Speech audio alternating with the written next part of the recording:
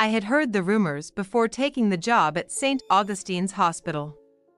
They said the place was haunted, a forgotten relic from a darker time. But when you're desperate for work, whispers and ghost stories don't matter much. My name is Emma, and I was hired as a night nurse. The hospital was old, a vast labyrinth of peeling paint, flickering fluorescent lights, and endless corridors where shadows seemed to stretch a little too long. Since the new medical center opened downtown, St. Augustine's was mostly abandoned. Most wards were locked, equipment gathering dust, and only a skeleton crew remained to keep the place barely operational. The first night hit me like a cold wave. The silence was thick, a heavy blanket that smothered every sound except my own footsteps echoing against the cracked linoleum floors. The fluorescent lights hummed overhead, some flickering intermittently, casting long, jittery shadows. At first, I followed my checklist mechanically, checking patient rooms, inspecting the nurses' stations, making sure the few patients left were stable. But soon, I started hearing things, a faint creak here, a whisper there. Soft footsteps echoing down empty hallways that should have been deserted. I told myself it was nerves, the way old buildings groan and shift. But the sounds didn't stop. Around 2 a.m., near the ICU entrance, I saw her. A pale woman standing motionless in the dim light, her eyes fixed on me. She wore a tattered hospital gown, her hair hanging in wet strands. Her skin was almost translucent, and her gaze was hollow, empty. I blinked, and she was gone. My heart pounded. I checked every room around, but no one was there. The hospital was supposed to be empty except for me and a handful of patients. That night, I realized the stories weren't just rumors. Something was in this hospital. Something watching. Something waiting. I tried to ignore it, but deep down, I knew my nights here would never be the same. The first night left me shaken, but I tried to convince myself it was all exhaustion and nerves. Hospitals can play tricks on your mind when the world outside is asleep, and I was new to the night shift routine. Still, as dawn crept closer, the weight of the silence settled deeper into my bones. The next evening, I arrived early, hoping to shake off the unease. The hospital's worn facade looked colder under the gray sky. Inside, the familiar scent of antiseptic mixed with the stale air of abandonment. I clocked in and got my assignment sheet, which was surprisingly light. Only 3 patients remained scattered across the vast building. As the clock hit midnight, the building transformed again. The once busy halls emptied, the buzz of machines dimmed, and the oppressive quiet returned. But tonight, I wasn't alone. It started subtly. A door creaked open somewhere down the hall. Then a soft murmur, indistinct, like a conversation held in another room. I followed the sounds, heart hammering in my chest, but found only empty rooms and locked doors. The whispers seemed to come from the walls themselves, wrapping around me like a cold breeze. I reached the old maternity ward, long since closed and sealed off, when I heard it, the unmistakable sound of a baby crying. It was faint but clear, a desperate wail that tugged at my instincts. I knocked, but there was no answer. Just silence. As I backed away, I felt the temperature drop. My breath fogged in the air. The crying stopped suddenly, replaced by a soft, almost mournful sigh. I turned sharply and nearly collided with a nurse's cart left abandoned in the hallway. Later, when I checked the hospital records, the maternity ward had been shut down for decades, ever since a tragic fire took the lives of several newborns and staff. I felt a chill that no amount of caffeine could shake. Hours later, I found myself wandering the corridors near the psychiatric wing, a place so secluded it felt like its own world. The locked doors held an eerie silence, but tonight, I heard footsteps pacing back and forth behind them. I pressed my ear to the cold metal and heard a man's voice whispering, almost pleading, "Please, don't forget us." The voice faded into silence before I could respond. I checked the logs. No patients were admitted there anymore, not for years. As the night deepened, I kept seeing fleeting glimpses, shadowy figures darting just beyond the edges of my vision, flickering like ghosts trapped between worlds. I heard distant screams, muffled sobs, and the shuffle of unseen feet. I started to understand. This hospital was a prison for the forgotten. The souls left behind, tethered to the place by tragedy and pain. My phone buzzed, a text from my supervisor reminding me not to wander off alone at night. It felt like a warning. When morning finally came, I was drained and trembling. I knew this was only the beginning. Whatever haunted St. Augustine's wasn't done with me yet. I couldn't help but wonder how many of those lost voices would reach out to me before I, too, became just another whisper in the walls. The days that followed were a haze of exhaustion and creeping dread. Every night, as darkness swallowed the hospital, the building seemed to breathe, exhaling cold drafts that whispered of things unseen. Pulsing with a restless energy that clawed at my sanity, I began to notice a pattern in the disturbances. The apparitions, the sounds, the strange temperature drops, they all centered around one part of the hospital, the old underground wing. A place I hadn't been assigned to and that the current staff avoided mentioning. Curiosity gnawed at me, but so did a growing sense of foreboding. Something was buried beneath St. Augustine's, something no one wanted to face. One evening, driven by a mix of fear and determination, I decided to explore the basement corridors. The stairwell leading down was narrow and cramped, the paint peeling so badly that chunks crumbled under my fingers. My footsteps echoed loudly, swallowed quickly by the oppressive darkness below. The air grew colder and thicker, smelling faintly of damp earth and decay. I flicked on my flashlight and moved cautiously, every creak and drip magnified in the silence. The walls were lined with old equipment and storage crates, relics of a hospital long past its prime. The deeper I went, the heavier the silence became, until I reached a rusted metal door, sealed shut but not locked. With a breath trembling in my chest, I pushed it open. Inside was a room unlike any other. The walls were covered in peeling wallpaper stained with time and something darker, deep, reddish streaks that looked suspiciously like dried blood. Rows of rusted hospital beds sat empty, each with restraints hanging loosely, like patients had vanished mid-restraint. There was a faint glow at the far end, a flickering monitor displaying static and ghostly white shapes that seemed to pulse with life. Suddenly, the air shifted. A cold wind swept through the room, extinguishing my flashlight. I fumbled in the darkness, heart hammering, until the monitor's eerie glow returned, casting long shadows across the walls. Then, the whispering began again. Soft at first, then louder, voices overlapping, calling names, crying out in pain and despair. I realized these weren't just echoes from the past. They were the trapped souls of patients who had suffered here, forgotten in secret experiments and cruel treatments long buried by the hospital's sanitized history. A sudden noise made me jump, the sound of shackles dragging across the floor. Coming closer, I turned toward the movement, and through the dim light, I saw figures, twisted shadows of former patients, eyes hollow but burning with rage and sorrow.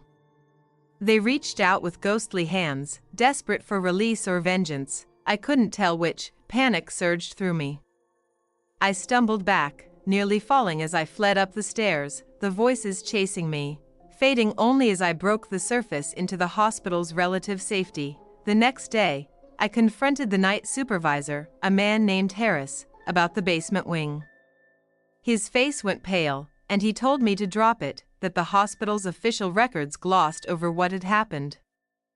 But there were rumors of horrific medical experiments and unethical treatments in the basement, buried to protect the hospital's reputation. He warned me that some things were better left alone, but I knew I couldn't stop. These spirits, these voices, they needed someone to remember, someone to see the truth. That night, back on the ward, I felt their eyes on me, waiting, pleading, watching, and I wondered, how much of my own soul was I willing to sacrifice to set them free? The weight of what I'd seen in the basement pressed on me like a shroud. Sleep became a stranger, my nights haunted not just by the hospital's restless spirits, but by visions that lingered when my eyes were closed. Faces, twisted in pain, eyes pleading, etched themselves into my mind's eye. I was caught between two worlds, the waking hospital, decaying and silent, and the shadowed realm where the lost souls roamed. Despite the warnings, I couldn't walk away. Each night, I found myself drawn to the basement, as if some invisible thread pulled me down into the darkness. I started documenting everything, the whispers, the movements, the chilling cold spots that defied explanation. I recorded audio on my phone, capturing faint cries and eerie murmurs that sent shivers down my spine every time I listened. One night, as I wandered the dim halls near the underground wing, I noticed something new. A thin veil of mist seemed to seep from the cracks in the walls, curling into the hallways like a living thing. It carried a faint scent, something bittersweet and decayed, like wilted flowers left in a forgotten grave. The veil pulsed gently, thickening near the sealed-off wing. I pressed my hand against the cold wall, and for a moment, it felt as if the mist reached back, brushing my skin with unseen fingers. A voice, barely audible, whispered my name. I stumbled back, heart pounding, but instead of fear, a strange calm washed over me. It was as if the hospital itself was reaching out, inviting me to cross the threshold, to see what lay beyond the fragile barrier between life and death. That night, I found the courage to enter the sealed wing. Inside, the air was dense and heavy with memories. The faded remnants of a nursery lined one wall, tiny shoes, broken mobiles, and cracked photographs of long-lost children. I felt their presence like a cold weight in my chest, sorrow so thick it threatened to suffocate. Deeper inside, I discovered an old journal tucked beneath a loose floorboard. Its pages were brittle but legible, filled with the desperate handwriting of a doctor who had once worked here. He chronicled the hospital's descent into darkness, cruel experiments to cure mental illness that instead birthed nightmares, patients who disappeared without a trace, and a curse that fell upon the building when the sins of its past refused to rest. The final entry was a chilling confession. The curse could only be lifted if someone willingly took on the burden, a guardian to watch over the souls trapped within and keep the darkness at bay. I realized then that the hospital had chosen me. The whispers grew louder as if the spirits sensed my discovery. Shadows flickered in the corners of my vision, faces peering out before melting into the gloom. They pleaded for release, for peace, for an end to their endless torment. I felt their pain as if it were my own, and yet, I knew that if I tried to free them, the darkness would be unleashed upon the living world, so I stayed, a silent sentinel in the forgotten hospital, caught between worlds, bound by a curse older than the building itself. The nights blurred into one another, the line between reality and nightmare dissolving into shadow. I became less a nurse and more a warden, watching, listening, guarding. The hospital was no longer a place of healing but a liminal prison where the dead clung desperately to their lost lives. And the living barely clung to their sanity. Each evening, as the sun dipped beneath the horizon, I felt the hospital awaken, its breath slow and heavy, its heartbeat echoing through the crumbling halls. The spirits pressed closer, their anguish a relentless tide. Some sought solace in whispered conversations, others screamed in rage, and a few simply stared at me with empty, accusing eyes. I learned the rituals that kept the curse at bay, words from the old journal spoken softly into the dark, candles lit in forgotten chapels, locks checked and rechecked. It was a delicate balance. One misstep could unravel everything. One cold night, the veil between worlds thinned dangerously. The shadows swirled violently, and a wailing chorus erupted, shaking the walls and rattling my bones. The spirits were restless, sensing my weakness, my exhaustion. I stumbled through the halls, chanting the incantations, hands trembling as I lit the last candle in the chapel. The darkness recoiled, but only just. In the quiet aftermath, I collapsed against the cold stone floor, tears streaming down my face, not from fear, but from the crushing weight of knowing what I'd sacrificed. This hospital, this cursed place, had taken everything from me. My friends, my family, my freedom. I was a prisoner here, as much as the souls I guarded, yet, I was the only thing standing between the darkness and the world outside. One night, long after the candles had burned low, I realized the curse was not just on the hospital, it was inside me now. The line between the living and the dead blurred within my own soul. I heard their whispers in my mind when the hospital was silent, felt their cold fingers brush my skin in the waking world. I was no longer just a guardian, I was becoming one of them, and still, I stayed. Because if I didn't, the world beyond these walls would drown in shadow. The silent hospital waits, patient and eternal, and so do I. Time lost meaning in the oppressive gloom of St. Augustine's. Days and nights bled together in a ceaseless cycle of shadows and whispers.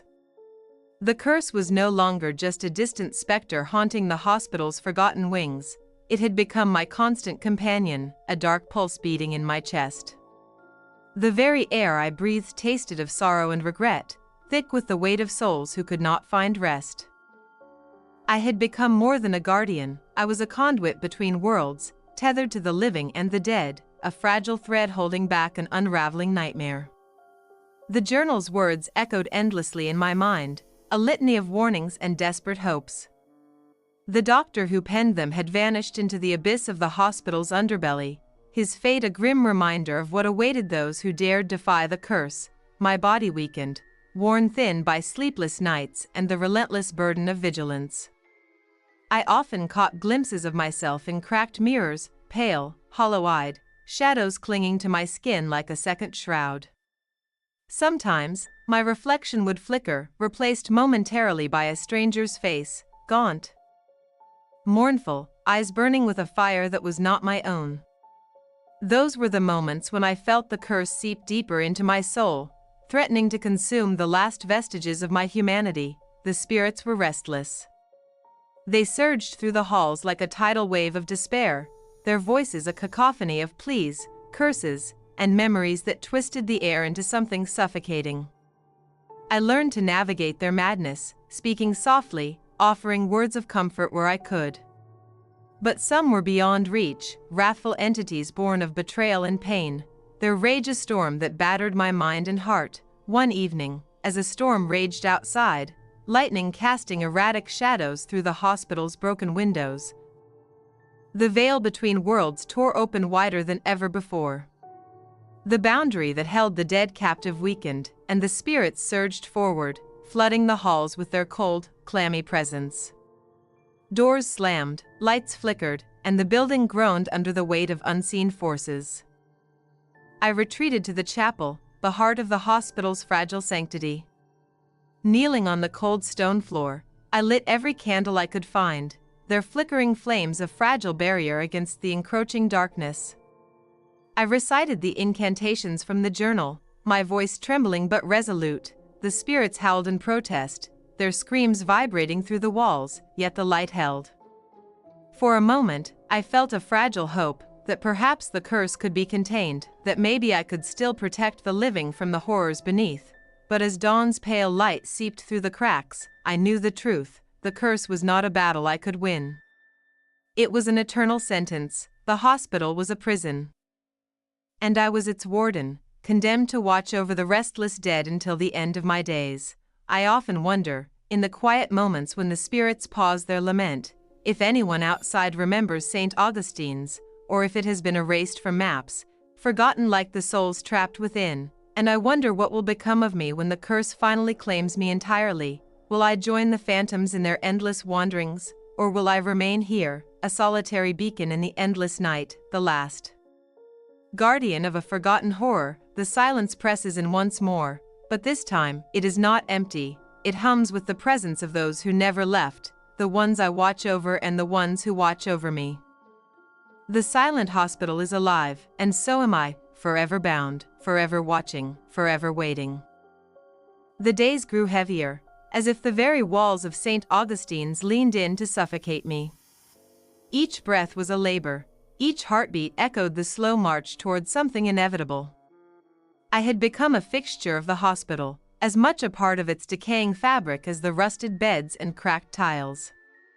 I walked the endless corridors, a ghost tethered to a place that time and memory had long since abandoned. I no longer knew where the hospital ended and the spirit world began. The boundary between the two was a fragile membrane, stretched thin and trembling. At times, it felt as if I were caught in a waking dream, or worse, a nightmare that refused to end. The whispers filled every corner, a constant reminder of those trapped between worlds. Some were plaintive, others angry, and many indifferent, resigned to their fate, but the most terrifying were the moments when the shadows took form, coalescing into shapes that no longer resembled human souls but monstrous distortions born of pain and madness. These were the ones I feared most. They were the curse's essence, the twisted remnants of lives destroyed by the hospital's dark past. One night, during a storm that raged like the fury of the spirits themselves, the air grew thick with an unnatural cold. The veil between worlds tore again, wider than ever before. The hospital trembled with an unholy energy, and the shadows gathered. Swirling around me like a tempest, I stumbled into the chapel, my sanctuary and prison, lighting every candle with shaking hands. The flames flickered violently, battling the encroaching darkness. I began the incantations, words of power etched into my soul by the forgotten doctor's journal. My voice was barely more than a whisper, but the words rang with desperate authority. The darkness surged, and for a moment, I thought it would consume me. The shadows reached out, tendrils of cold and despair wrapping around my limbs, trying to pull me into the void. Pain lanced through me, sharp and unrelenting, but I held on. I focused on the flames, on the fragile light fighting back the abyss, and then, silence, the shadows recoiled, retreating into the corners and cracks. The veil mended, but only barely. Exhausted, I collapsed onto the cold stone floor. The weight of my burden crushed me, the knowledge that this was my fate, my eternal sentence. I was the guardian, the warden, the prison's last prisoner, as dawn's pale light filtered through the stained glass. I saw my reflection in a broken shard. The woman who stared back was unrecognizable, her eyes hollow, her skin pale as death. A shiver ran down my spine as I realized the truth I'd long denied. The curse was no longer just around me. It was inside me. I was becoming part of the hospital's darkness. I reached out a trembling hand to the journal, fingers brushing the brittle pages. The final entry held a warning and a choice. The curse could be broken, but at a terrible cost. Someone had to willingly cross into the spirit world, sacrifice their humanity to seal the veil forever. I understood then what I must do. There was no salvation, no escape, only sacrifice. With a heavy heart, I gathered the last of the candles and descended into the basement, the heart of the hospital's darkness. The spirits gathered, their faces a mosaic of sorrow and fear, their voices rising in a mournful chorus. I whispered the final incantation, feeling the curse pull at my soul like a riptide. The veil shimmered and then closed with a thunderous crack. Darkness enveloped me, and in that darkness, I found a terrible peace. The silent hospital stands empty now. The walls are silent. The shadows no longer stir, but sometimes, in the dead of night, a faint light flickers behind the chapel window. And a soft whisper drifts on the wind, a warning, a promise, a memory. I am still here, watching, waiting, guarding the veil between life and death, forever.